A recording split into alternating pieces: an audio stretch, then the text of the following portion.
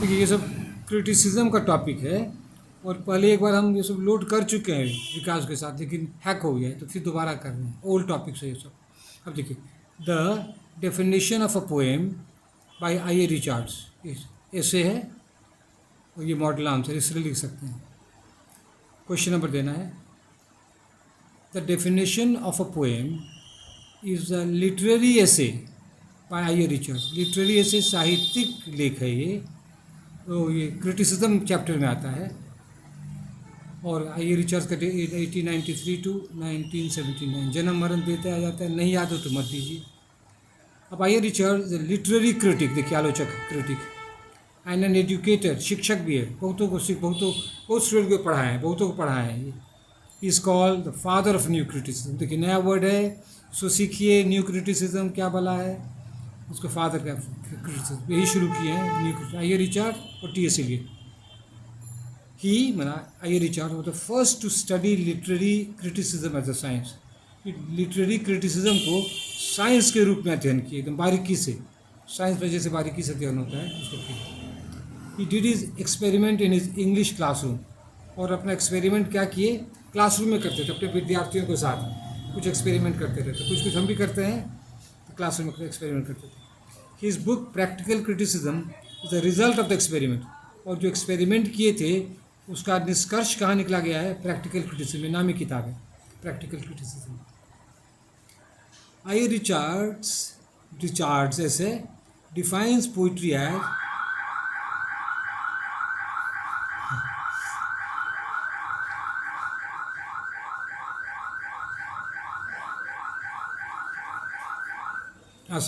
sorry for the disturbance.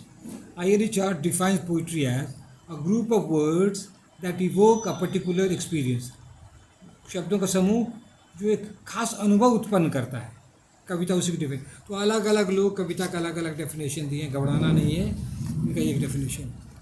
More important than the definition is, definition उतना important नहीं है, more important the definition is what I A Richard says about poetry. Poetry के बारे में वो क्या कहते हैं वो ज़्यादा आवश्यक है। He says that meaning of a poem is more important than the form. कहते हैं जो पोएम का मीनिंग है वो ज़्यादा इम्पॉर्टेंट है, तुकबंदी, राइम, रिदम, ये सब इम्पॉर्टेंट नहीं है, तो मीनिंग इम्पॉर्टेंट है, क्या कह रहा है कभी, वो बहुत इम्पॉर्टेंट है।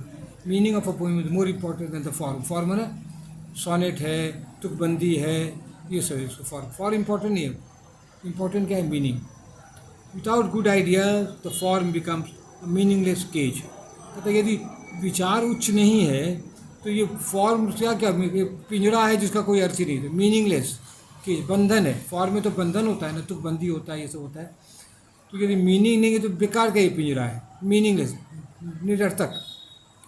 सोनेट और couplet has no value if the ideas are not good. अब मान लो कोई सोनेट लिख देता है 14 लाइन का, या तुकबंदी कर देता है, लेकिन आइडिया उच्च नहीं है, तो कौन काम का सोनेट, कौन काम का तुकबंदी, समझ रहे, यही कह रहा है, ये तो बड़ी बात कह रहा है। I A Richard says that poetry has a healing function. अब देखिए इंपॉर्टेंट है, पोइट्री में क्या है, दुख दर्द को दूर करता है। जैसे गाना भी यही होता है, आजकल हम गाना हम सुन रहे हैं भोला बाबा पर, मेरा सब दुख दूर कर देता है, तो ये सीखा। I A Richard says that poetry has a healing function, महलम का काम करता है, दवा का काम करता है, बीमारी दूर करने का काम करता है। बहुत इंपॉर्टेंट बात है, इसको कोटेशन दीजिएगा, और कोटेशन जब दीजिए एक लाइन छोड़ के, ठीक है।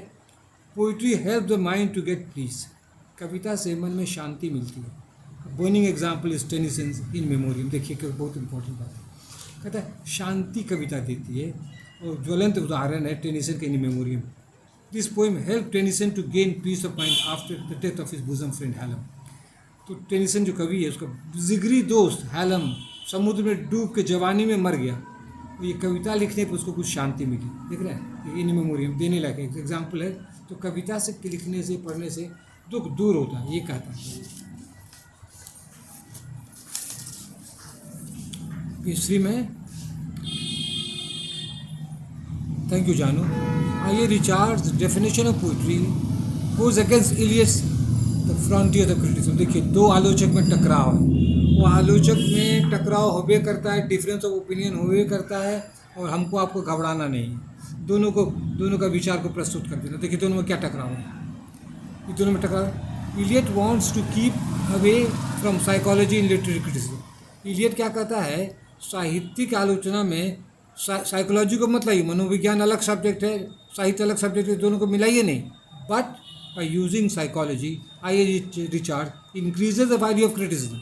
फिर आई ए रिचार्ड क्या कहता है, साइकोलॉजी को देखकर क्रिटिसिज्म का महत्व और बढ़ा देता है।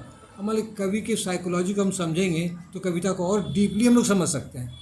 कवि के मनोविज्ञान को समझेंगे तो और गहरे तरीके से हम कविता समझ सकते हैं। तो इस माने में आई ए रिचार्ड का कहना ठीक है। I A Richard says that in this age of science poetry develop compassionate human feelings. Science के युग में आजकल कल बमबारी लड़ाई ये सब पैसा कौड़ी है, तो उस युग में पोइट्री क्या करता है, दया प्रेम ये सब फीलिंग उत्पन्न करता है। तो कविता कवियों का ये महत्व है। Life has good and bad experiences. जीवन में खट्टा मीठा अनुभव दोनों होता है। The bad experiences give us pain, और जो खट्टा अनुभव है, दर्दनाक अनुभव, से दर्द होता है। Poetry gives noble experiences.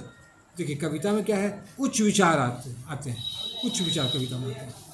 अब पेज 4 में हम आ रहे हैं।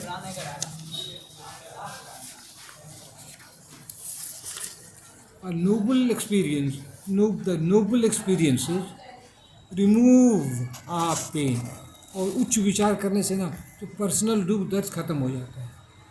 With the help of poetry we can move from unhappiness to happiness. बहुत बड़ी बात है। तो कविता के माध्यम से हम लोग कष्ट से आनंद में चले आ जा सकते हैं। I Richard mentions poetic impulse. देखिए टेक्निकल वर्ड से यूज़ करता है, poetic impulse. This means poetic energy. तो पोइट्री पढ़ने से एनर्जी, शक्ति मिलती है। दिस इम्पल्स और एनर्जी डेवलप्स मॉरल वैल्यू, और इससे चरित्र बनता है।